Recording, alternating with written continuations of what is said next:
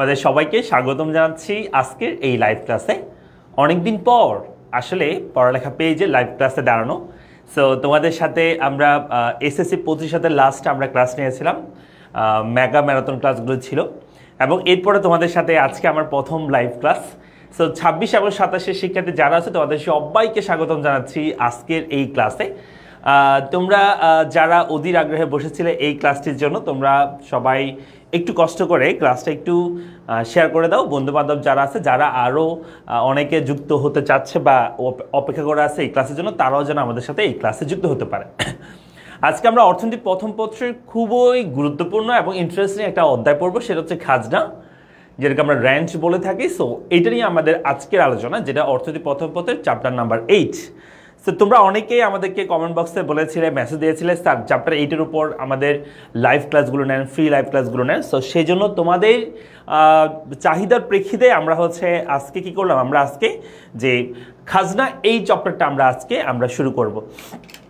আমিও তোমাদের সাথে একটু ক্লাসটা শেয়ার করে দিব যাতে সবাই যুক্ত হতে পারে, তোমাদের বন্ধুবান্ধব যারা আছে তারাও।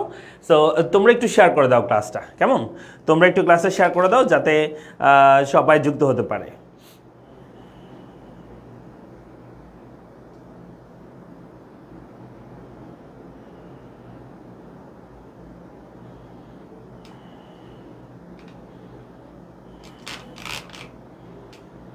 একটু আমাদের সাথে রবিন আছে, কেমন আছেন স্যার? ভালো আছে আলহামদুলিল্লাহ। শান্ত আছে, সালাম দিয়েছে, ওয়ালাইকুম সালাম। আমাদের সাথে রয়েছে নিকোলাস আছে, চলে আসলাম আমিও। আচ্ছা,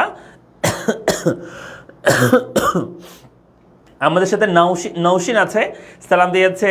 রবিউল রয়েছে, সালাম দিয়েছে, ওয়ালাইকুম সালাম। আমাদের সাথে রয়েছে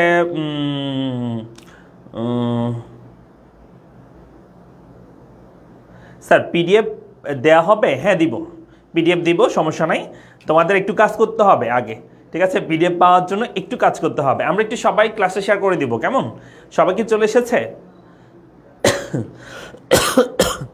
আমি একটু অসুস্থ, হ্যাঁ।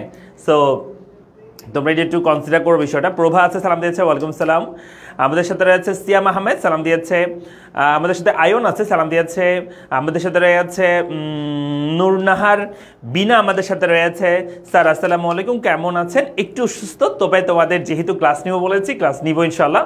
প্রভা আছে, আমাদের সাথে রয়েছে তাসফিয়া, সালাম দিয়েছে। তাসফিয়া সুলতানা, কেমন আছেন? ভালো আছি আলহামদুলিল্লাহ। দেওয়ান রয়েছে, ফাহিমা দেওয়ান আছে আমাদের সাথে। এসএসসি 27-এর ডিউ প্রিপারেশনের অর্থনীতি কোর্স কবে আসবে? এসএসসি 27-এর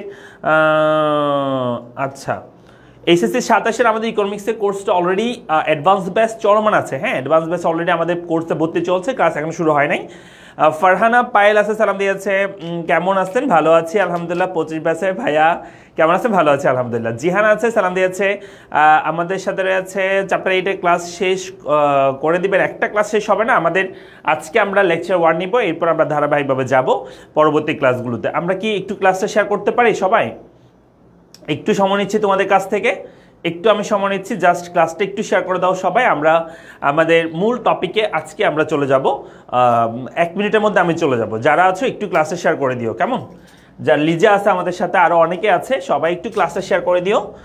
বন্ধু বান্ধব যারা আছে তারাও যেন আমাদের সাথে এই ক্লাসটা যুক্ত হতে পারে। মানুষজন অনেক কম, ক্লাসে মানুষ এত কম হলে কেমনে হবে? মাত্র 42 জন দেখতে পাচ্ছে ক্লাস, এরকম হলে হবে? প্রমা আছে, সরি অপর্ণা আছে, সালাম দিয়েছে। আমাদের সাথে ইস্যু আছে, আসসালামু আলাইকুম। আপনার ক্লাস মিস করি ইস্যু, তোমাদেরকে অনেক মিস করছি। কবির আছে, কবির আহমেদ আছে, সালাম দিয়েছে। আমাদের সাথে দীপ্তা আছে। এটা কি আপনার বই থেকে পড়াবেন? হ্যাঁ ইনশাল্লাহ আমার বই থেকে পড়াবো। ইস্যু বলছে কেমন আছেন ভাই? ভালো আছি ভাই, ইউটিউবে প্লেলিস্ট করে দিন। হ্যাঁ প্লেলিস্ট করে দেবো। রাইসা বলছে অনেক ভালো, ক্লাসটা দেখেই খুশি হয়ে গেলাম। প্রিটেস্টে এই চ্যাপ্টারের ফুল ক্লাস দিয়েন ভাইয়া। ইনশাল্লাহ আমি সবগুলো ক্লাস নিব, এই চ্যাপ্টারের সবগুলো ক্লাস আমি সুন্দর করে একটা একটা করে নিব। তোমাদের একটু শুধু রিকোয়েস্ট করবো ক্লাসটা একটু শেয়ার করে দিও, ঠিক আছে? মানুষজন বেশি থাকলে ভালো লাগে, ক্লাসগুলো করাই তো ভালো লাগে, তোমাদেরও ক্লাস করে মজা লাগবে, বুঝছো? তো তোমরা সেটা তোমাদের জন্যই বলতেছি আর কি, তোমরা একটু শেয়ার মেনশন করে দিও। এই লিটন রয় আছে, আদাব ভাইয়া, তারপর হচ্ছে আসাদুল ইসলাম আছে, কেমন আছে স্যার? ভালো আছে আলহামদুলিল্লাহ। কিম জানাত আছে, কেমন আছে? ভালো আছি। সিয়াম আহমেদ, ফ্রি ক্লাস কয়দিন হবে? ইনশাল্লাহ আমরা আজকে থেকে আমাদের ফ্রি ক্লাস শুরু হয়েছে পড়ালেখা পেজে। সবগুলো সাবজেক্টের ক্লাসগুলো হচ্ছে 7টায় হবে, 9টায় হবে। হ্যাঁ, সবাই হচ্ছে পেজে একটু অ্যাক্টিভ থাকবা। আজকে আমরা ফার্স্ট ক্লাস করতেছি। ওকে, তো দেখো আমি একটু বলি তোমাদেরকে, এই খাজনা টপিকটা আসছে করতে আগে সেটা একটু শোনো। তোমরা হয়তো অর্থনীতি প্রথম পত্রে চ্যাপ্টার 3-তে অথবা চ্যাপ্টার 1-এ তোমরা পড়েছো উৎপাদনের উপকরণ। তোমাদের মনে আছে কিনা দেখো, উৎপাদনের উপকরণ মনে আছে? তোমরা কি আমাকে বলতে পারবা যে উৎপাদনের উপকরণ কয়টি? 4টি ছিল, তাই না? একটা ছিল ভূমি, 2 নাম্বার ছিল কি বলতো? 2 নাম্বার হচ্ছে শ্রম, 3 নাম্বার হচ্ছে মূলধন, আর 4 হচ্ছে সংগঠন, তাই না? এই 4টা হচ্ছে আমাদের উৎপাদনের উপকরণ, তাই তো? আমরা যে কোনো একটা জিনিস উৎপাদন করতে গেলে আমাদের এই 4টা জিনিসের সহযোগিতা প্রয়োজন হবে। মনে করো এই কলমটা আমরা উৎপাদন করব, তাহলে আমাদের এই 4টা জিনিসের প্রয়োজন হবে, 4টা জিনিস আমাদের লাগবে এই কলমটা উৎপাদন করার জন্য, ঠিক আছে? আবার মনে করো যে আমরা হচ্ছে যে কোনো জিনিস উৎপাদন, এই ঘড়িটা উৎপাদন করবো, আমাদের এই 4টা জিনিস লাগবে, ভূমি লাগবে, শ্রম লাগবে, মূলধন লাগবে, সংগঠন লাগবে। এগুলো কিছু পারিশ্রমিক আছে, যেমন ভূমি পারিশ্রমিক হচ্ছে খাজনা, ঠিক আছে? আর শ্রমের পারিশ্রমিক হচ্ছে মজুরি, শ্রমের পারিশ্রমিক হচ্ছে মজুরি। আর মূলধনের পারিশ্রমিক হচ্ছে সুদ। আর সংগঠনের পারিশ্রমিক হচ্ছে মুনাফা। সংগঠনের পারিশ্রমিক আমরা কি বলি? মুনাফা বলে থাকি, মুনাফা। তাহলে দেখো, ভূমি, শ্রম, মূলধন, সংগঠন এগুলো পারিশ্রমিক হচ্ছে, মানে এগুলো বিপরীতে, এগুলো মালিককে ভূমির জন্য খাজনা দিতে হয়, শ্রমের জন্য মজুরি দিতে হয়, মূলধনের জন্য সুদ, সংগঠনের জন্য মুনাফা। তো এখান থেকে আমাদের এই যে খাজনা বিষয়টা এসেছে, যে আমরা এই ভূমির জন্য কোন একটা ভূমি ব্যবহারের জন্য এটা মালিককে যেটা আমরা প্রদান করি সেটাকে আমরা আসলে এখানে খাজনা বলি। ওকে, তো সেটা নিয়ে আমরা এই চ্যাপ্টারে বিস্তারিত আলোচনা করব, খাজনা বিষয়টা নিয়ে, ঠিক আছে? তবে আমি তোমাদেরকে যদি একটু প্রশ্ন করি যে ভূমি কাকে বলে ইকোনমিক্সে, তোমরা কি আমাকে বলতে পারবা ভূমি কাকে বলে? দেখি তোমরা একটু বলো তো, ভূমি কাকে বলে?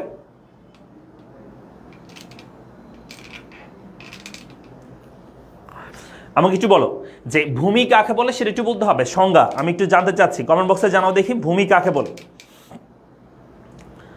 শান্ত আছে, ভাইয়ার ক্লাসগুলো অনেক মিস করি, এসএসসি 25-এ ভাইয়া যা করিয়েছেন অর্থনীতি তাই কমন এসেছে।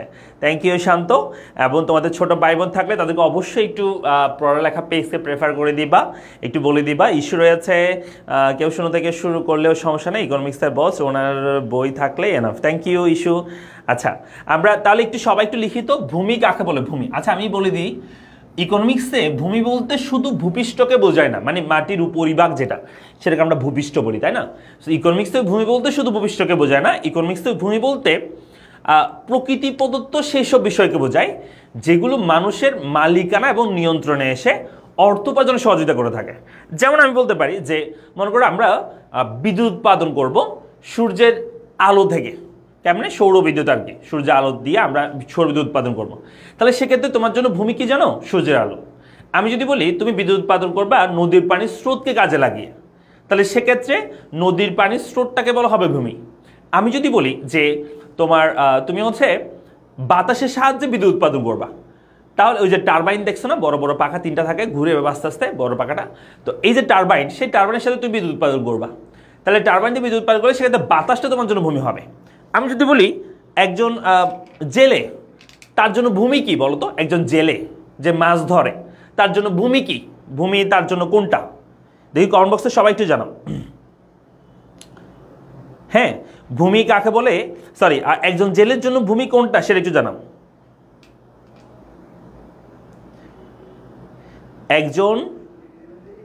একজন কি বলছি বলো তো? একজন জেলের জন্য ভূমি কি সেটা বলো। সিয়াম বলছে হ্যালো ভাইয়া, হ্যালো। মিনার আছে, সালাম দিয়েছে, ওয়ালাইকুম সালাম।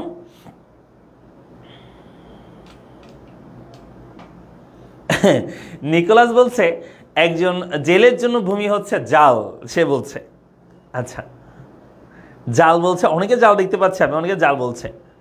আচ্ছা, জালটা কি প্রকৃতি প্রদত্ত জিনিস? না, জালটা মানুষ বানিয়েছে। হ্যাঁ, সো আমরা বলতে পারি মাছ, একজন বলছে মাছ হচ্ছে জেলের জন্য ভূমি। না, আমরা বলতে পারি যে একজন জেলের জন্য সমুদ্রটা হইতে পারে ভূমি, একজন জেলের জন্য যে নদী, সেই নদীটা হইতে পারে ভূমি।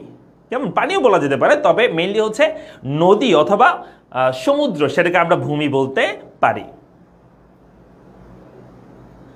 ওকে, যারা পরে দিয়ে যুক্ত হচ্ছে একটু ক্লাসে শেয়ার করে দিও, তাহলে ভালো করে বুঝবা। ভূমি বলতে প্রকৃতি বলতে সেসব বিষয়কে বোঝায় যেগুলো মানুষের মালিকানা এবং নিয়ন্ত্রণে এসে অর্থ উপার্জনে সহযোগিতা করে থাকে, সেগুলোকে আমরা ভূমি বলি। এই ভূমির জন্য ভূমির মালিককে যা প্রদান করতে হয় সেটাকে আমরা বলি খাজনা। সেই খাজনা থেকে এই চ্যাপ্টারটা শুরু হয়। তাহলে চলো আমরা আস্তে আস্তে আমাদের টপিকের দিকে আগানো শুরু করব, ঠিক আছে? আমরা খাজনা সম্পর্কে জানবো।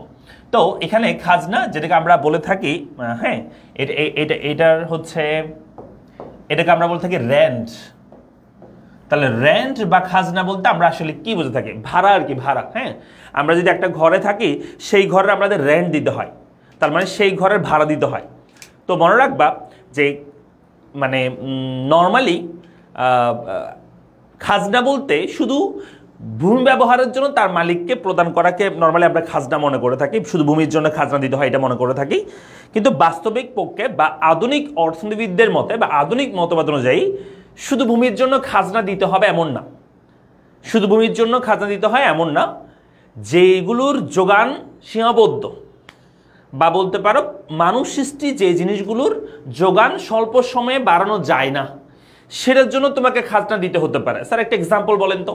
যেমন আমি বলতে পারি, মনে করো তুমি কোনো একটা জমি, মনে করো এই যে একটা জমি, এই জমি তুমি কারো একটা জমি তুমি হচ্ছে ব্যবহার করছো, সেজন্য এই জমির বিপরীতে তুমি খাজনা দিবা, খাজনা দিবা।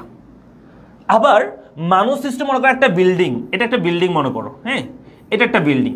সো এই বিল্ডিংটা ব্যবহারের জন্য তোমাকে কি দিতে হবে? তাও তোমাকে খাজনা দিতে হবে। তবে আমরা আগে মনে করা হতো বা রিকার্ডোর মতে শুধু ভূমির জন্য, কার জন্য বলো তো? শুধু ভূমির জন্য খাজনা দিতে হয়।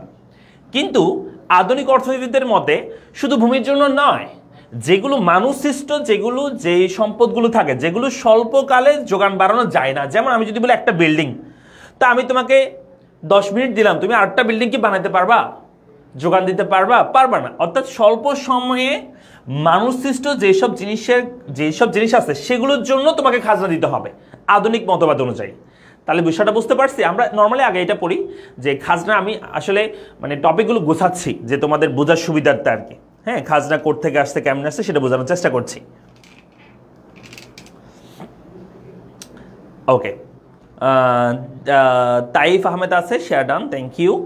যারা যারা কয়জন আছে, আমরা ক্লাসে কয়জন আছি আমি তো দেখতে পাচ্ছি না আসলে। হ্যাঁ, এইটার জন্য একটু ঝামেলা পড়ে গেছি। তোমরা কি একটু শেয়ার করছো সবাই? 61, হ্যাঁ 61 আছে। আমরা চাইলে কিন্তু 100 জন আমরা করতে পারি আজকের ক্লাসে। তোমরা একটু যদি চেষ্টা করো আর কি, তোমরা একটু যদি সহযোগিতা করো ভাইয়াকে, তাহলে পারবো।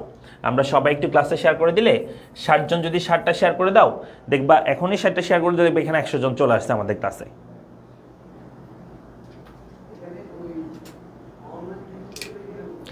তাইফ বলছে আমাদেরকে, ভাই আমি আপনার এক ভক্ত, থ্যাংক ইউ। আচ্ছা, সো আমরা যেটা বলছিলাম, তাহলে খাজনা মানে হচ্ছে শুধু ভূমির জন্য দিতে হয় এমন না, মানুষ সৃষ্ট যে বিল্ডিং আছে বা যেগুলোর মানুষ সৃষ্ট জিনিস যেগুলো স্বল্পকালে যোগান বাড়ানো যায় না, মানে কম সময়ের মধ্যে তুমি যোগান বাড়াতে পারো, খাজনা। একটা তুমি গাড়ি ব্যবহার করতেছো, গাড়ি ভাড়া দাও, সেটা একটা খাজনা, এক ধরনের খাজনা। বোঝা গেছে কি? আচ্ছা চলো এখন আমরা এখানে খাজনার সংজ্ঞাটা একটু পড়বো।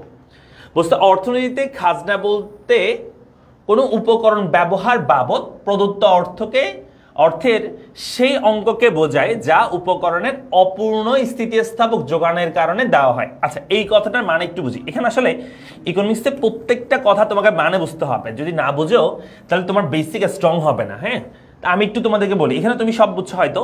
অর্থনীতিতে খাজনা বলতে কোনো উপকরণ ব্যবহার বাবদ প্রদত্ত অর্থের সেই অংশকে বোঝায় যা উপকরণের অপূর্ণ স্থিতিস্থাপক, এটাকে আমরা অস্থিতিস্থাপক বলতে পারি।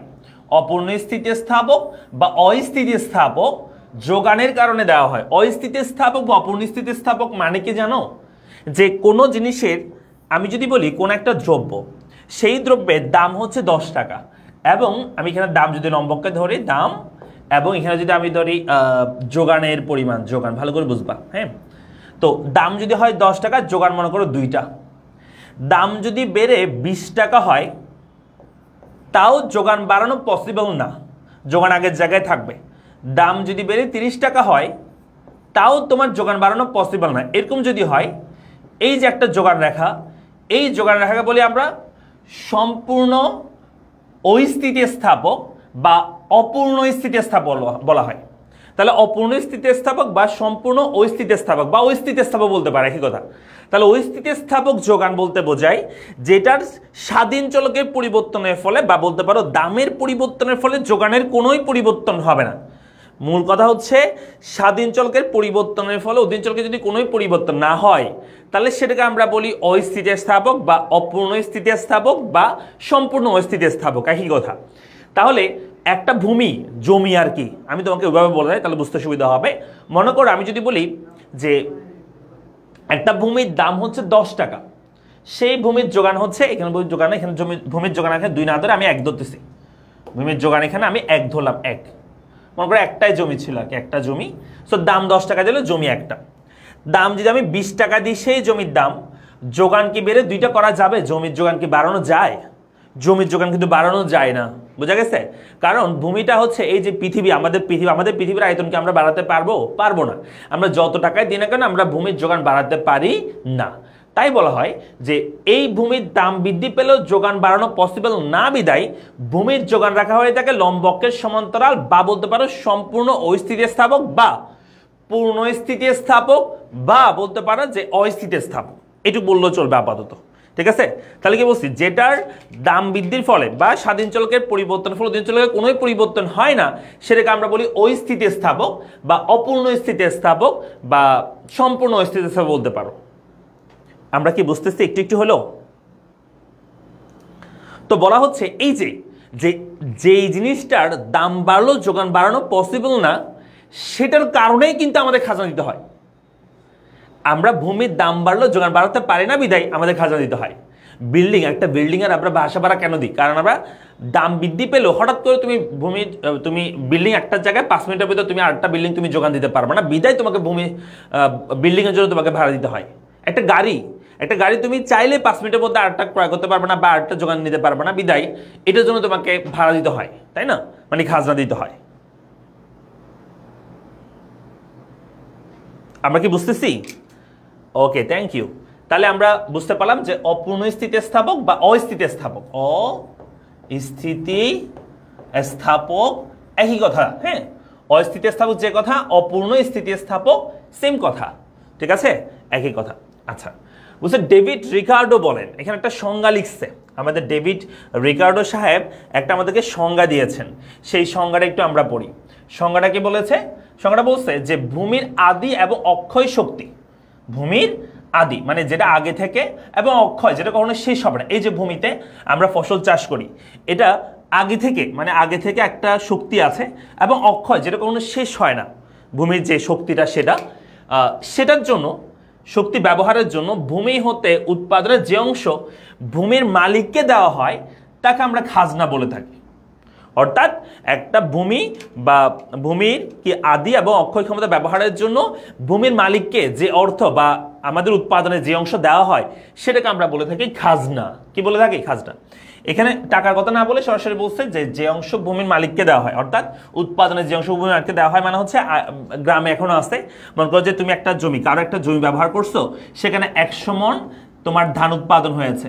তো এখানে এভাবে সিস্টেম থাকে যে 1 মণ যদি 100 মণ ধান উৎপাদন হয়, মনে করো যে মানে ভূমির মালিককে এখান থেকে তোমাকে মনে করো যে 50% ভূমি মালিককে তোমাকে দিয়ে দিতে হবে। অর্থাৎ 100 মণ ধান উৎপাদন হলে তুমি পাবা 50 মণ আর ভূমি মালিক পাবে 50 মণ। এরকম 50% হতে পারে, 10% হতে পারে, 20% হতে পারে, এরকম সিস্টেম থাকে, হ্যাঁ।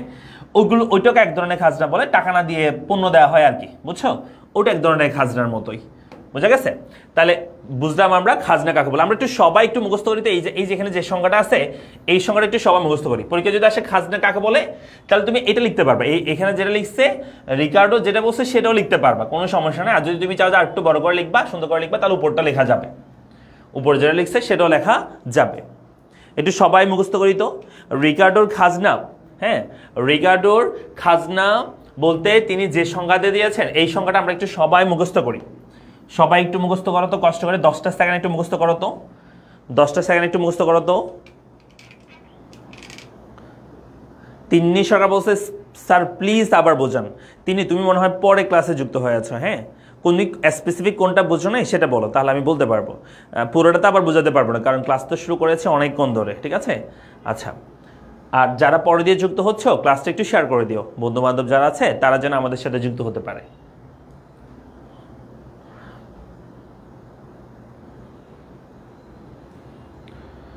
ওকে, পারবো আমরা? খাজনা কাকে বলে? ভূমির আদি ও অক্ষয় ক্ষমতা ব্যবহারের জন্য ভূমি হতে উৎপাদনের যে অংশ ভূমি মালিককে দেওয়া হয়, বা তোমার যদি কঠিন মনে হয় এটা এভাবে বলতে পারবা যে ভূমির আদি এবং অক্ষয় ক্ষমতা ব্যবহারের জন্য ভূমি মালিককে যে অর্থ প্রদান করা হয় তাকে খাজনা বলে। জাস্ট একটু বললেও হবে, এতটুকু তোমাকে নাম্বার দিবে।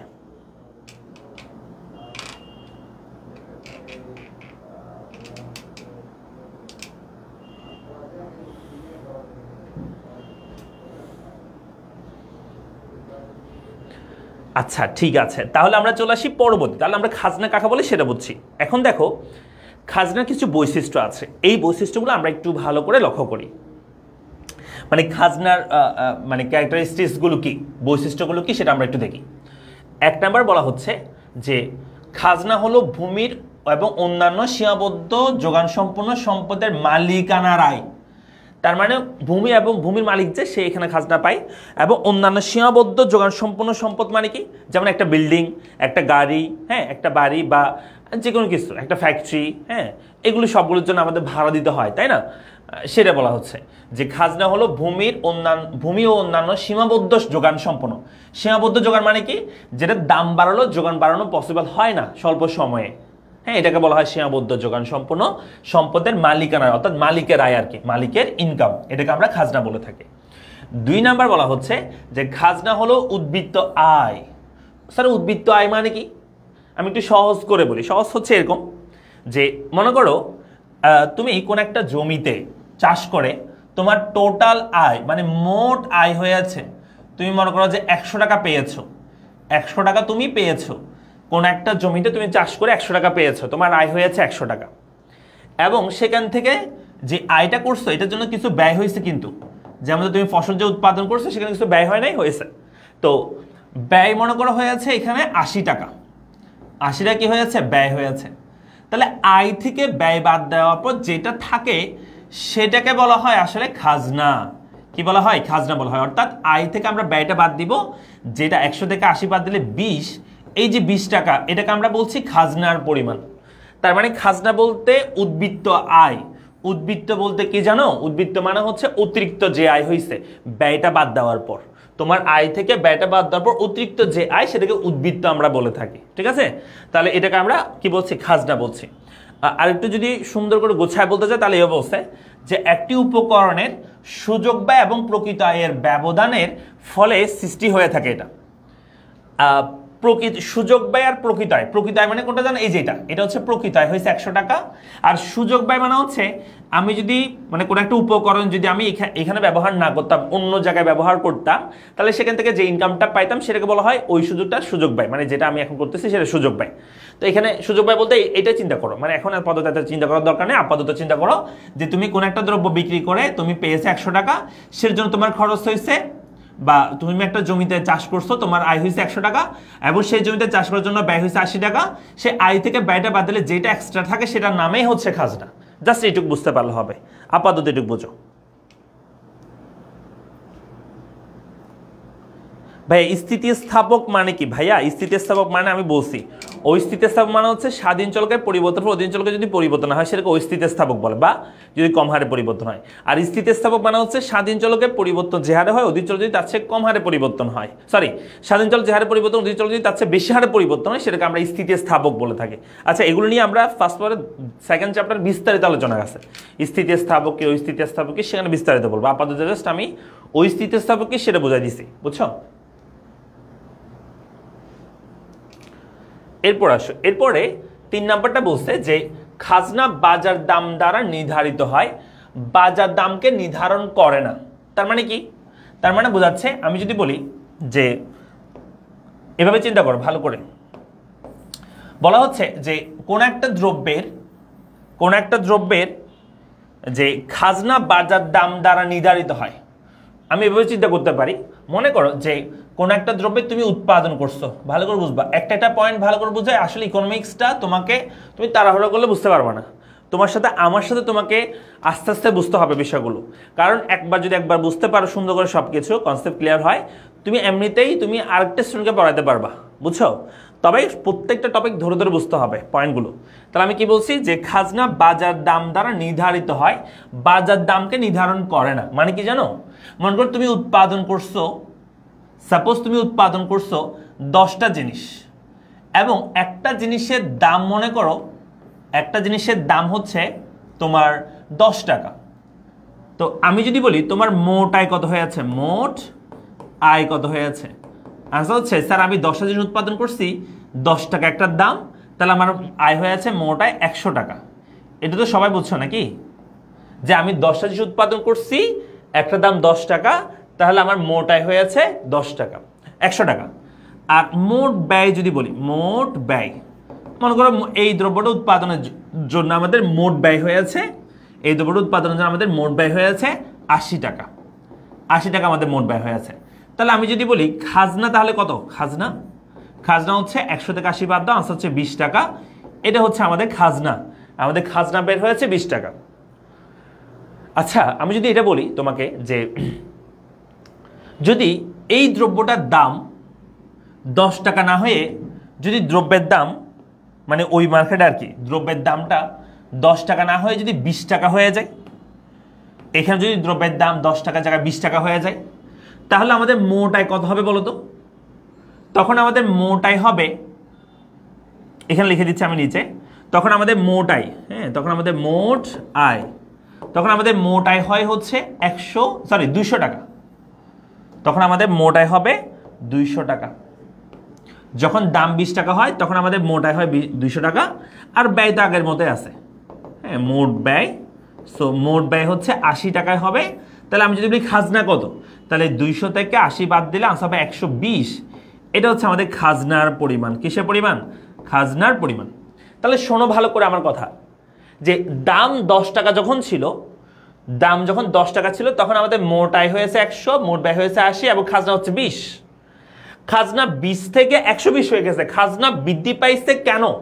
কারণ দামের চেঞ্জ হয়েছে। কার চেঞ্জ? দামের চেঞ্জ। এটাই কথাটা, এই কথাটাই বলছে এখানে, যে খাজনা বাজার দাম দ্বারা নির্ধারিত হয়, মানে বাজার দাম যত, তার উপর ভিত্তি করে আমরা খাজনা দিচ্ছি। বাজার দাম 10 হলে খাজনা হয় 20 টাকা, আর বাজার দাম যদি 20 টাকা হয় যে একটা দ্রব্যের, তাহলে আমার খাজনার পরিমাণ হয় 120।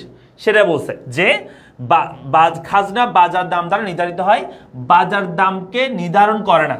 তার মানে এই খাজনার কারণে তোমার বাজার দাম চেঞ্জ হয় না, এই খাজনার কারণে বাজার দাম চেঞ্জ হয় না, দামের কারণে তোমার খাজনাটা পরিবর্তন হতে আমরা দেখতে পাই, এটা বলা হচ্ছে। এই কথাটা একটু বুঝছো কিনা বলো তো?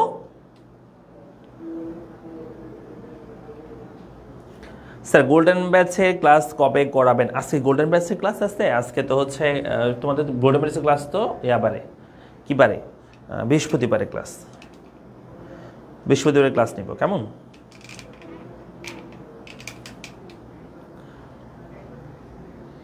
আমরা কি বুঝছি এই লাইনটা? তাহলে বুঝতে পারছি সবাই? আচ্ছা আসো এরপর লাইন একটু যাই সবাই, চলো একটু দেখি এরপর লাইন।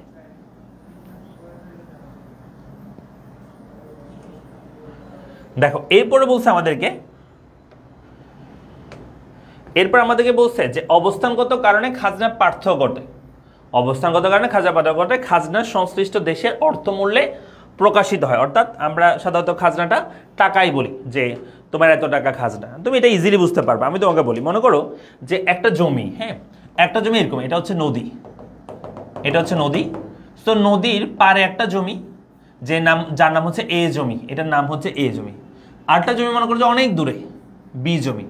আমি যদি বলি এই দুইটা জমির মধ্যে কোন জমির খাজনা বেশি হবে, তোমরা আনসার করো দেখি আমাকে, যে এ এবং বি জমি, এই দুইটা জমির মধ্যে কোন জমির খাজনা বেশি হবে?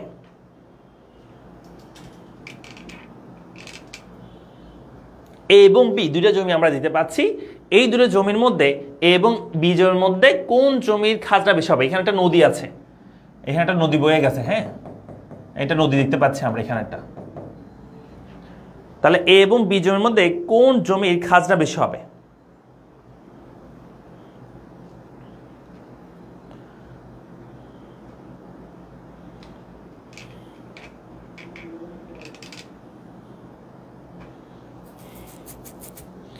এ এবং বি জমির মধ্যে কোন জমির খাজনা বেশি হবে?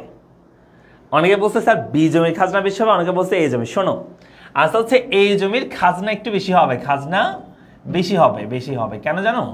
কারণ খাজনা বেশি হবে, এটা নদীর পাড়ে তো, এটাতে উর্বর বেশি হবে, তাই এটাতে খাজনা বেশি। আর এটা একটু খাজনা কি হবে? খাজনা একটু কম হবে, ঠিক আছে? এখানে খাজনা একটু কি হবে? কম হবে। এখন প্রশ্ন স্যার কেন খাজনা কম হবে? কারণ এটা নদীর অনেক দূরে, তো এটাতে পরিমাণটি কম পড়বে, এটা উর্বর কম হবে, সেজন্য খাজনা কম। এটা তোমরা ইজিলি বুঝবে। আমি তোমাকে বলি, একটা বাসা মনে করো, একদম রাস্তার পাশে একটা বাসা, তোমরা যে বাসা ভাড়াতে থাকো এরকম রাস্তার পাশে একটা বাসা ভাড়া, তো সেটার দাম বেশি হবে নাকি রাস্তার বড় রাস্তা থেকে অনেক দূরে ভিতরে একটা রাস্তার ভিতরে গলির ভিতরে ঢুকে অনেক দূরে একটা বাসা, সেই বাসার ভাড়া বেশি হবে? অবশ্যই রাস্তার পাশের যে বাসা সেই বাসার ভাড়া বেশি হবে, তাই না? এটা বোঝাচ্ছি যে অবস্থানগত কারণে খাজনার পার্থক্য ঘটে। খাজনা সংশ্লিষ্ট দেশে অর্থমূল্যে প্রকাশিত হয়ে থাকে। এরপর আসো, লাস্ট হচ্ছে প্রাকৃতিক সম্পদ ব্যবহারের জন্য প্রদেয় অর্থকে প্রকৃত খাজনা বলা হয়। এ দেখো, প্রাকৃতিক সম্পদ ব্যবহারের জন্য, তার মানে এরকম একটা হচ্ছে ভূমি, ভূমি ব্যবহারের জন্য ভূমির মালিককে যেটা আমরা প্রদান করি তার নাম হচ্ছে প্রকৃত খাজনা। ভালো করে মনে রাখবা, এটা একটু পরে আমরা আবার আলোচনা করব। আর এটা হচ্ছে মানুষসৃষ্ট উপাদান ব্যবহারের জন্য প্রদেয় অর্থকে বলা হয় নিম খাজনা। মানুষসৃষ্ট উপাদান মানে কি? মনে করো তুমি একটা বাসা ভাড়ায় থাকো, হ্যাঁ, এটার জন্য যে ভাড়া দিচ্ছ সেটা হচ্ছে, বাসা ভাড়াটা আসলে এক ধরনের দুইটাই সমন্বয় আছে। যেমন একটা বাসার মধ্যে বাসার যে জমিটা ব্যবহার করতেছে তার জন্য যে খাজনাটা, সেটা হচ্ছে প্রকৃত খাজনা। আর বাসাতে তুমি যদি অন্যান্য সিকিউরিটিস পাও, মনে করো তোমাকে একটা দারোয়ান আছে, তারপর পানি আছে, পানির বিল আছে, তারপর হচ্ছে আরও অনেক ধরনের আনুষঙ্গিক থাকে না, ইউটিলিটিস থাকে, সেগুলো সবগুলো মিলে যদি বলা হয় তাহলে সেক্ষেত্রে তোমার সেখানে একটা অংশ হচ্ছে নিম খাজনাও হবে। অর্থাৎ তুমি অন্যান্য সুবিধার জন্য যে টাকাটা দিচ্ছ সেটাকে বলা হয় নিম খাজনা। কেমন? তাহলে শুধু মানে প্রকৃতি বলতে যেগুলো আমরা পাই সেগুলোর জন্য যে টাকা দিই সেটা বলা হয় প্রকৃত খাজনা। আর মানুষসৃষ্ট যে মানুষসৃষ্ট উপাদান ব্যবহারের জন্য প্রদেয় অর্থকে আমরা বলে থাকি নিম খাজনা। ক্লিয়ার?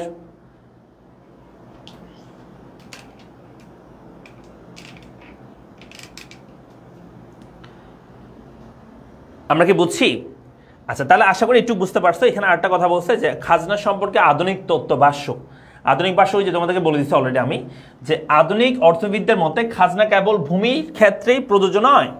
খাজনা শুধু ভূমির জন্য না, খাজনা এমন জিনিসের উপর দিতে হবে যেগুলো যোগান স্বল্পকালে বাড়ানো পসিবল না, সেগুলোর জন্য তোমাকে খাজনা দিতে হইতে পারে, এটা বোঝানো হচ্ছে। ঠিক আছে? তাহলে আমরা প্রথমটা দেখলাম খাজনার বৈশিষ্ট্যগুলো, এগুলো তোমরা একটু সুন্দর করে মুখস্থ করে ফেলবা, খুবই গুরুত্বপূর্ণ। এমসিকিউ সিকিউ দুই ক্ষেত্রে তোমার কাজে লাগবে। এরপর চলে আসে আমরা খাজনা দেওয়া হয়, মানে খাজনা কেন আমরা দিই। এই যে আমরা বলতেছি যে একটা বাসা আমরা ব্যবহার করতেছি, সেটার জন্য কেন আমরা ভাড়া দিই, বাসা ভাড়া কেন দিই বা খাজনা কেন দিই। একটা ভূমি আমরা ব্যবহার করতেছি, কেন সেটার জন্য আমরা ভূমির জন্য কেন খাজনা আমরা দিব, সেটা এখানে আমরা জাস্টিফাই করব যে কেন আমরা কি করব, আমরা খাজনা দিব। সেটা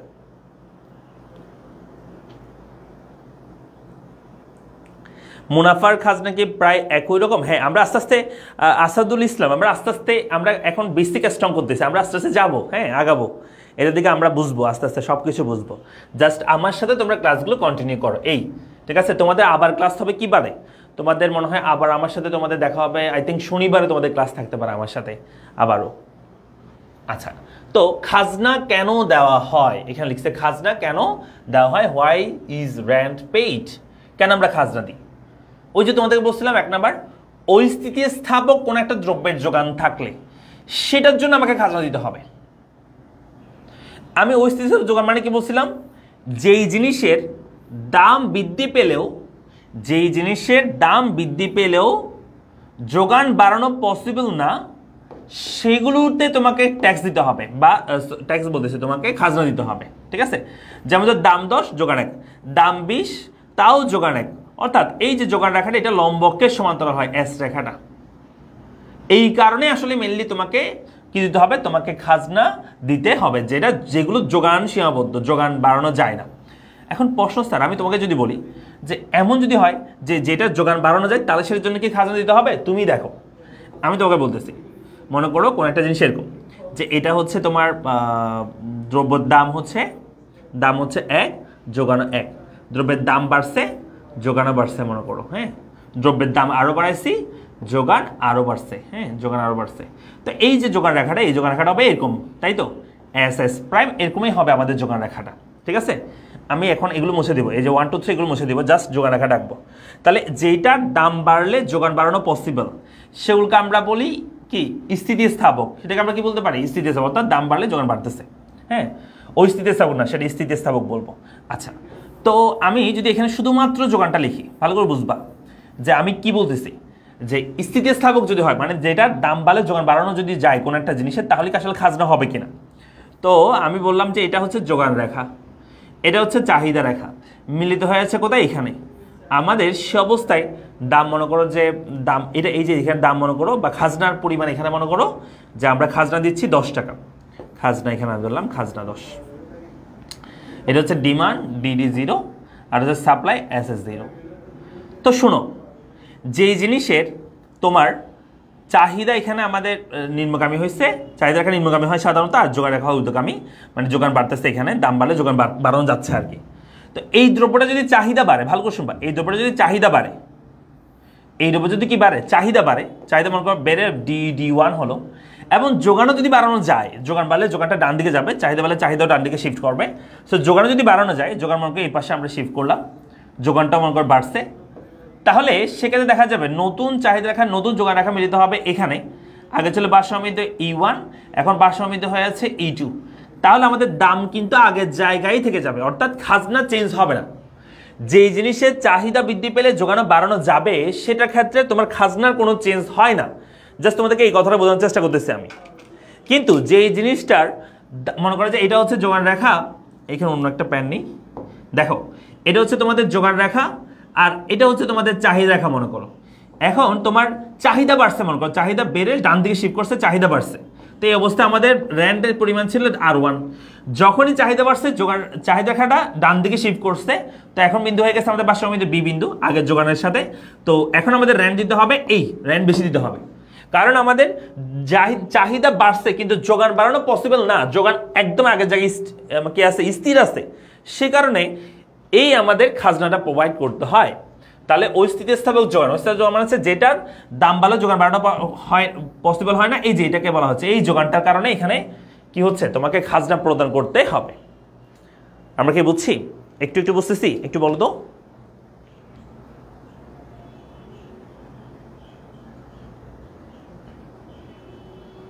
তাহলে আমি আবার বলছি, যেটার চাহিদা বাড়লে যোগানো বাড়া যায়, সেটা ক্ষেত্রে তোমার খাজনা দিতে হবে না, খাজনা দিতে হয় না।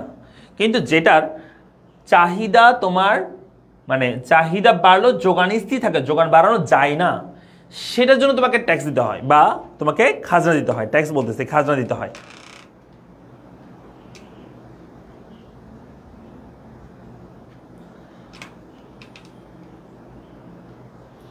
টেস্টিফিকেশন ক্লাস নিয়ে একটু বলবো, কতটি ক্লাস হবে, অধ্যায়ে সব কিছু ক্লিয়ার করে দেওয়া হবে কিনা, শুধু তাড়াতাড়ি ওয়ান শট রিভিশন দেওয়ার জন্য সব কিছু ডিটেলস বলবেন। আচ্ছা, আমি একটু বলি, যারা 26-এর শিক্ষার্থী আমাদের সাথে যুক্ত আছে, তোমাদের জন্য কিন্তু আমাদের টেস্ট প্রিপারেশন ব্যাচে ক্লাস আমাদের ভর্তি শুরু হয়েছে, ভর্তি চলছে। সো এটার ক্লাস শুরু হয়ে যাবে 15 তারিখ থেকে। তো যারা এখনো ভর্তি হন, ভর্তি হতে পারবা। টেস্ট প্রিপারেশন ব্যাচে তুমি সব কিছু পাবা। হ্যাঁ, সেকেন্ড পেপার ফার্স্ট পেপার দুইটাই তুমি পেয়ে যাবা এই একটা কোর্সের মাধ্যমে। এবং হচ্ছে যারা 27-এর আছে, তোমাদের জন্য অ্যাডভান্স ব্যাচে ভর্তি চলছে সব বিষয়ের। আর যারা ইন্ডিভিজুয়াল যদি পড়তে চাও তাও পড়তে পারবা। তোমার যদি শুধু ইকোনমিক্স প্রয়োজন হয় সেটা তো ভর্তি হতে পারবা। ঠিক আছে, শুধু ইকোনমিক্স কোর্স আছে, 26-এর জন্য আছে, 27-এর জন্য আছে। হ্যাঁ, ইকোনমিক্স কোর্সে তুমি যদি ভর্তি চাও তাও ভর্তি পারবা, অন্য যে কোনো সাবজেক্টে তুমি চাইলে ভর্তি হতে পারবা। আর একটু ক্লিয়ার করে, আর ক্লিয়ার করতে পারতেছি না, অনেকক্ষণ বলছি এটা। তোমরা যদি না বুঝে থাকো আবার একবার একটু ভিডিওটা দেখবে, ইউটিউবে আপলোড করার পর ভিডিওটা আবার একবার দেখবা। ঠিক আছে, তাহলে আমরা এখানে আচ্ছা, এটা আমরা পড়ে ফেলছি কোনটা, যে অস্থিতিস্থাপক যোগানকে, এটা আমরা পড়ছি। ঠিক আছে, তাহলে খাজনা দিতে হয়, কারণ অস্থিতিস্থাপক যোগান বিদায়, কোনো দ্রব্যের অস্থিতিস্থাপক যোগান থাকলে সেটার জন্য তোমাকে খাজনা দিতে হবে। 2 নাম্বার তোমাকে খাজনা দিতে হবে কেন?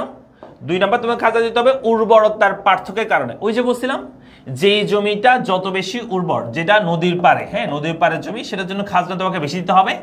আর যে জমিটা নদীর পাড় থেকে অনেক দূরে, তার জন্য তোমাকে খাজনা কম দিতে হবে। উর্বরতার পার্থক্যের কারণে তোমাকে খাজনা প্রদান করতে হয়। অবস্থানগত পার্থক্য সেম কথা, উর্বরতার পার্থক্য মানে হচ্ছে কোনো জমি হয় উর্বর, কোনো জমি হয় অনুর্বর। যেমন উর্বর জমি হয় তোমার, এটা উর্বর কেন? কারণ এটা নদীর পাড়ে বিতায়, বুঝছো? আর এমনিতেই অনেক কিছু জমি আছে নদীর পাড়ে না হলে উর্বর হয়, আবার কিছু জমি হচ্ছে উর্বর হয় না। যেমন ধরো এমনি সমতল ভূমিগুলো উর্বর হয়, কিন্তু পাহাড়ি ভূমিগুলো একটু কম উর্বর হয়ে থাকে, বুঝছো? তো সমতল ভূমি তাহলে খাজনা বেশি হবে, বা পাহাড়ি ভূমির জন্য খাজনা কম হবে, এটা বোঝাচ্ছে। আর অবস্থানগত পার্থক্য এই যে বলে দিলাম, নদীর পারে হলে, তারপর হচ্ছে তোমার মূল রাস্তার পারে হলে তাহলে সেটার খাজনা বেশি হবে, এরকম। 4 নাম্বার, ক্রমহ্রাসমান প্রান্তিক উৎপাদন বিধির কার্যকারিতা। আচ্ছা, ক্রমহ্রাসমান প্রান্তিক উৎপাদন বিধিটা আসলে কি? তোমরা যদি প্রথম পত্রের চ্যাপ্টার 3 ক্লাস করে থাকো, আমার কোনো ক্লাস, তাহলে সেখানে আমরা ক্রমহ্রাসমান প্রান্তিক উৎপাদন বিধি সম্পর্কে সেখানে বলা ছিল। এখানে আসলে এটা মোট উৎপাদনের কথা বোঝানো হচ্ছে, কেমন? মোট উৎপাদন আস্তে আস্তে বৃদ্ধি পেয়ে হ্রাস পায়। ক্রমহ্রাসমান প্রান্তিক উৎপাদন বিধি মানে কি জানো? যে একটা জমিতে আমি যদি চাষ করতে থাকি, প্রথম বছর আমার যে উৎপাদন হবে, টোটাল প্রোডাকশন যেটা হবে, পরের বছর এটা উৎপাদনটা একটু কমে আসবে, এর পরের বছর আর একটু কমবে, এর পরের বছর আর একটু কমবে। এটাকেই বলা হয় যে ক্রমহ্রাসমান প্রান্তিক উৎপাদন। এগুলো হচ্ছে প্রান্তিক উৎপাদন। তবে মোট উৎপাদন বাড়ে, তবে বাড়ার পর একটা সময়কে সেটা কি হয়, নিম্নগামী হতে থাকে, আস্তে আস্তে কমতে শুরু করে, ঠিক আছে? তো এটা আমি 3rd চ্যাপ্টারে যখন পড়াবো তখন সেখানে তুমি আরো বিস্তারিত জানতে পারবা, বা যদি তুমি ক্লাস করে থাকো আরো বিস্তারিত সেখানে বুঝতে পারবা। জাস্ট ক্রমহ্রাসমান প্রান্তিক উৎপাদন বিধি কার্যকর হয় বিদায় জমিতে, অর্থাৎ জমিতে তুমি সবসময় চাষ করতে থাকলে উৎপাদনটা ক্রমান্বয়ে হ্রাস পায় বিদায় তোমাকে দিতে হবে, এই জমির জন্য তোমাকে খাজনা দিতে হবে, কারণ এটার ক্যাপাসিটি আস্তে আস্তে কি হয়ে যাচ্ছে, কমে যাচ্ছে বিদায়।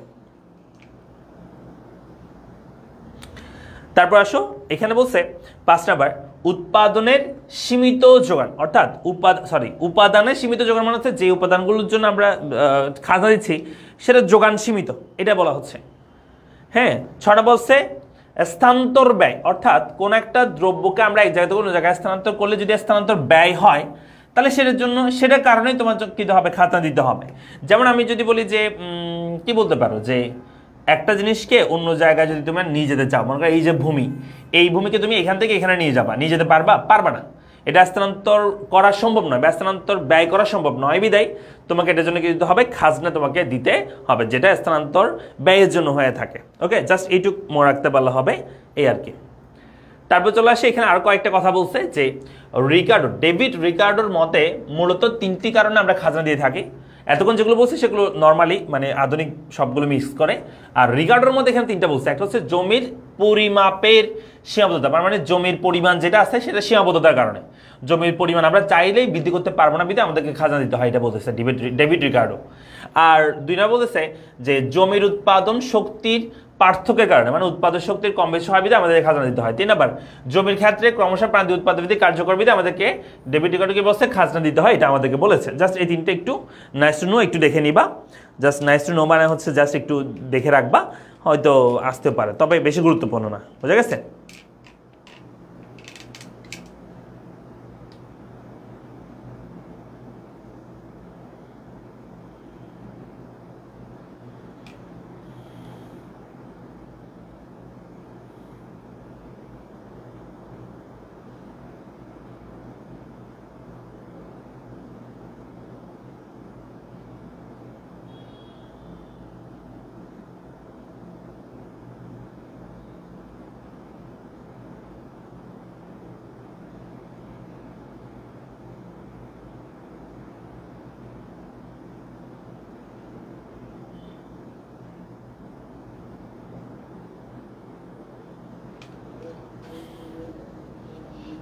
হয়েছে?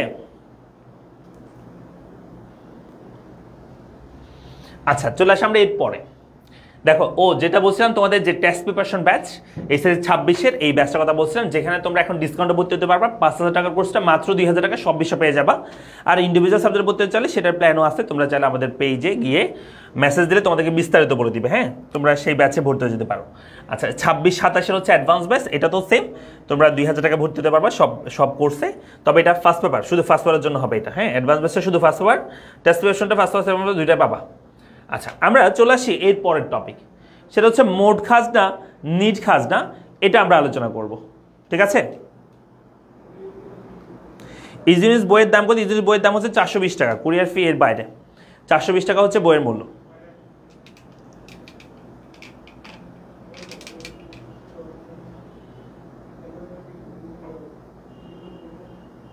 ইউজিনিস বইয়ের মূল্য হচ্ছে 420 টাকা। কেমন? আচ্ছা, বলছে মোট খাজনা ও নিট খাজনার মধ্যে পার্থক্য। দেখো, মোট খাজনাকে নিট খাজনাকে আমরা চলো এটা একটু আলোচনা করি। তো এখানে বলছে আমরা বেশিক্ষণ ক্লাস নিব, আর অল্প ক্লাস নিব, আর 10 মিনিট ক্লাস নিব, জাস্ট মোট খাজনা নিট খাজনা এটা আমরা বুঝে ক্লাস শেষ করে দিব।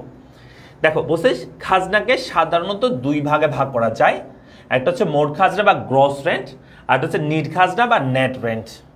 আমরা একটা এক্সাম্পল পড়ি আগে, তারপর আমরা এটার বিস্তারিত আমরা পড়বো। হ্যাঁ, এক্সাম্পলটা কি, উদাহরণটা কি বলছে, মনে করি খাজনা হিসাবে প্রাপ্ত মোট অর্থের পরিমাণ 900 টাকা, অর্থাৎ খাজনা হিসাবে কেউ 900 টাকা পেয়েছে বা দিয়েছে আর কি, 900 টাকা খাজনা হিসেবে, তার মানে প্রাপ্ত মোট টাকার পরিমাণ হচ্ছে 900 টাকা।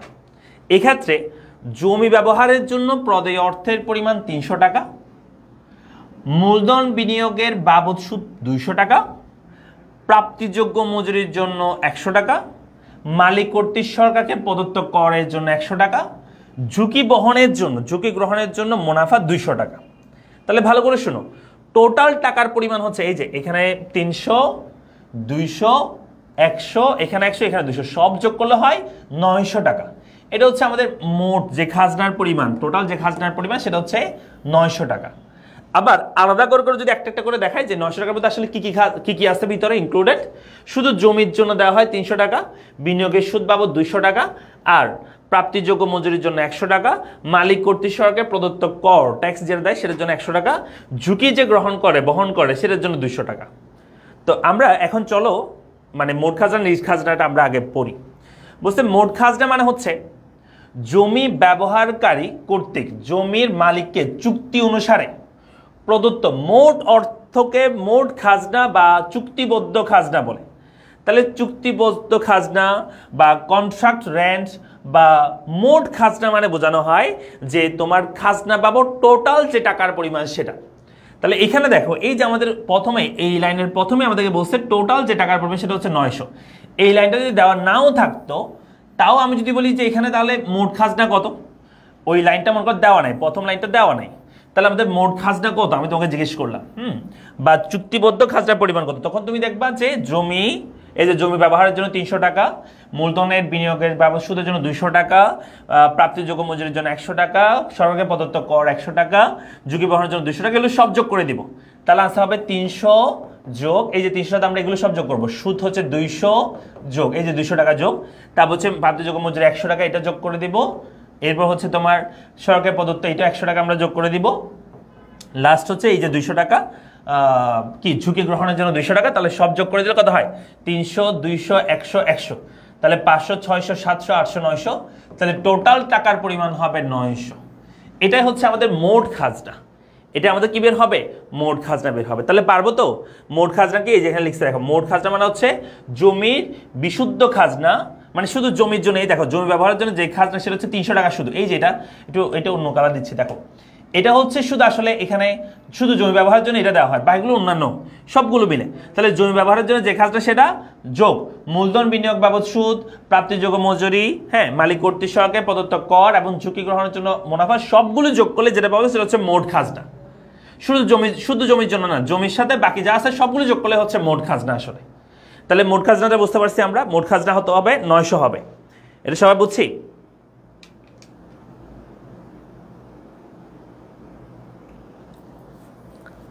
আমি পড়াচ্ছি ইজিউনিস বই থেকে, হ্যাঁ ইজিউনিস বই থেকে পড়াচ্ছি। তোমরা যারা বইটা সংগ্রহ করেন সংগ্রহ করতে পারো, বই একদম নাই, 40-50টার মতো বই আছে, আই থিঙ্ক 40-50 কপি বই থাকবে। সো যারা বইটা পারচেস করো না দ্রুত পারচেস করে ফেলো, কারণ আবার বই আসতে সময় লাগবে। যারা বই পারচেস করো না দ্রুত করে ফেলো, পড়ালেখা পেজে মেসেজ দিলে হবে। 420 টাকা, 420 বইয়ের মূল্য, কুরিয়ার ফি হচ্ছে 60 টাকা থাকে, শুদ্ধ কুরিয়ার ফিসের মাধ্যমে নিলে তাহলে 480 টাকা আসবে আর কি। আর হোম ডেলিভারি নিলে হচ্ছে 570 টাকা আসবে টোটাল, কারণ হোম ডেলিভারি হচ্ছে 150 টাকা ডেলিভারি চার্জ।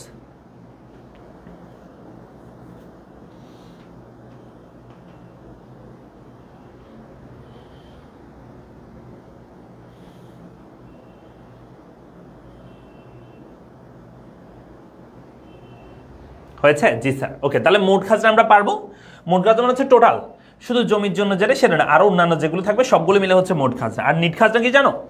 এই যে দেখো নিট খাজনা বা যেটাকে আমরা অর্থনৈতিক খাজনা বলা থাকে এটাকে। তাহলে 4টা টার্ম বলতেছি, একটা হচ্ছে চুক্তিবদ্ধ খাজনা বা মোট খাজনা মানে হচ্ছে টোটাল খাজনা পরিমাণ, আর নিট খাজনা বা অর্থনৈতিক খাজনা মানে হচ্ছে শুধু জমি ব্যবহারের জন্য তার মালিককে যে টাকা প্রদান করতে হয় সেটাকে বলা হয় আসলে নিট খাজনা। তার মানে ওই যে একটু আগে যে আমরা এক্সাম্পল পড়ছি, এই যে এখানে আছে এক্সাম্পলটা আবার লিখছে, এই যে শুধুমাত্র জমি ব্যবহারের জন্য এই যে এক্ষেত্রে জমি ব্যবহারের জন্য যে টাকার পরিমাণ সেটাকে আসলে বলা হয় নিট খাজনা। বুঝা গেছে? তো এখানে লিখছে যে নিট খাজনা মানে হচ্ছে, নিট খাজনা হলো অস্থিতিস্থাপক উপাদান ব্যবহার বাবদ প্রদত্ত অর্থ। অস্থিতিস্থাপক মানে কি, এই যে জমি ব্যবহারের জন্য যে টাকা সেটা। তাহলে নিট খাজনা বা অর্থনৈতিক খাজনা মানে হচ্ছে মোট খাজনা মাইনাস অন্যান্য যেগুলো আছে সেগুলো বাদ দিছে। মানে মোট খাজনা পাইছিলাম আমরা 900, তো মোট খাজনা 900, এই যে মোট খাজনা 900, এখান থেকে অন্যান্যগুলো বাদ দিছে। এই 300 বাদে বাকি যেগুলো আছে, এই যে 200, তারপরে এখানে 100, এখানে 100, ঝুঁকি 200, এগুলো সব বাদ দিছে। তার মানে 200, তারপর হচ্ছে 200 কোনটা, এই যে এখানে যে 200, এই 200, তারপর হচ্ছে প্রাপ্তিযোগ্য মজুরি হচ্ছে 100, এটাও বাদ দিছে, প্রাপ্তিযোগ্য মজুরি 100, তারপর বাদ দিছে হচ্ছে এই যে সরকারকে প্রদত্ত সুদ, এটা 100 ট্যাক্স, তারপর হচ্ছে ঝুঁকি বহনের জন্য 200, এটা বাদ দিছে। তাহলে এটা হচ্ছে মোট ছিল 900 থেকে এগুলো সব বাদ দিছে। তাহলে এগুলো সব যোগ আকারে দেখাইছে আর কি, যোগ আকারে দেখাইছে, সেজন্য এখানে মাইনাস আছে, তো এখানে তাই এবার প্লাস দিয়ে লিখছে। সেম কথা, এই 900 থেকে এগুলো সব যোগ করে বাদ দিতে বলছে আর কি। তাহলে এখানে 200, 200, 400, 500, 600 বাদ দিব। তাহলে 900 থেকে যদি আমরা 600 বাদ দিই, 900 মাইনাস 600 যদি বাদ দেওয়া হয়, তাহলে আনসার হবে 300। ঠিক আছে, এটাই হচ্ছে আসলে নিট খাজনা।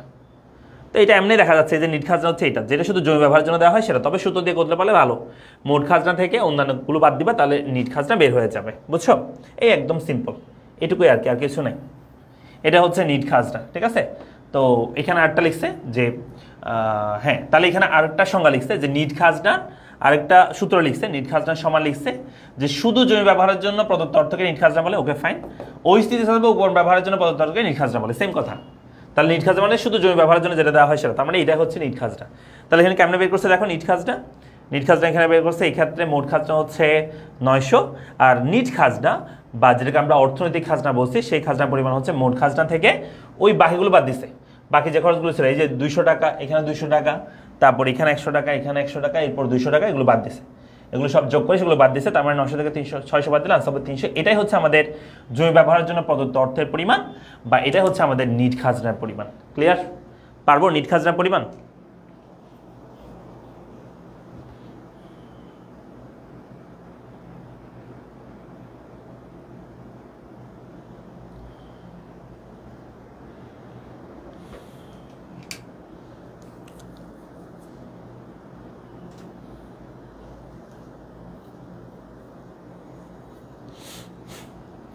তাহলে গেল আমাদের এই টপিকটা গেল। তাহলে মোট খাজনা নিট খাজনার মধ্যে পার্থক্য তোমরা একটু বাসায় পড়বা।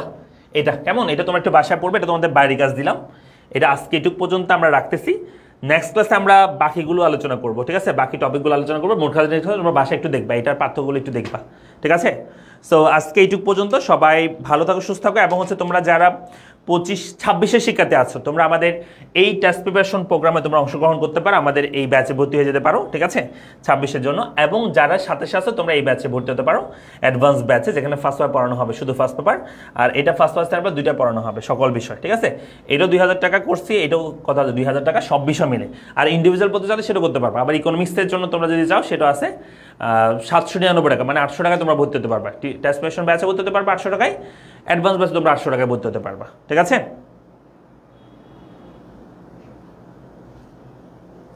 রনি বলছে আসসালামু আলাইকুম, কেমন আছেন ভাইয়া? খুব মিস করতেছি আপনাকে। Thank you Rony. তারপর তাহা আছে স্যার, বাকি টপিকগুলো ক্লাস টপিকগুলো কবে ক্লাস? আমি শনিবারে ক্লাস নিব, আবার শনিবারে ক্লাস নিব। আই থিঙ্ক শনিবারে ক্লাস নিব ইনশাল্লাহ। তোমরা একটু পেজে অ্যাক্টিভ থাকবা, পেজে সবগুলো ক্লাস হচ্ছে। হ্যাঁ, প্রভা আছে কিছু। আচ্ছা, বাকি টপিকগুলো কবে ক্লাস নেবে? শনিবারে নিব ইনশাল্লাহ, শনিবারে নিব। ঠিক আছে, তাহলে আমরা ক্লাসটা শেষ করছি। তোমরা সবাই ভালো থাকো, সুস্থ থাকো, দেখা হচ্ছে পরবর্তী ক্লাসে। এই আর কি। আচ্ছা, তানভীর বলছে আপনার কোটি টাকা সাজেশন ক্লাস থেকে অনেক কমেন্ট পাইছিলাম, SSC 25। Thank you. Delwar Hossain বলছে আমাদেরকে খাজনার আরও ক্লাস হবে ইনশাল্লাহ। তারপর হচ্ছে শ্রুতি বলছে ওকে, ঠিক আছে, তাহলে ক্লাসটা আমরা শেষ করছি। তোমরা একটু তোমাদের বন্ধু বান্ধব আছে তাদেরকে একটু জানা দিও, হ্যাঁ, ক্লাসটা সম্পর্কে। সো তাহলে তারাও আমাদের সাথে যুক্ত হতে পারবে আর কি। ঠিক আছে, ফ্রেন্ডদেরকে একটু জানা দিও। থ্যাংক ইউ সবাইকে, আসসালামু আলাইকুম।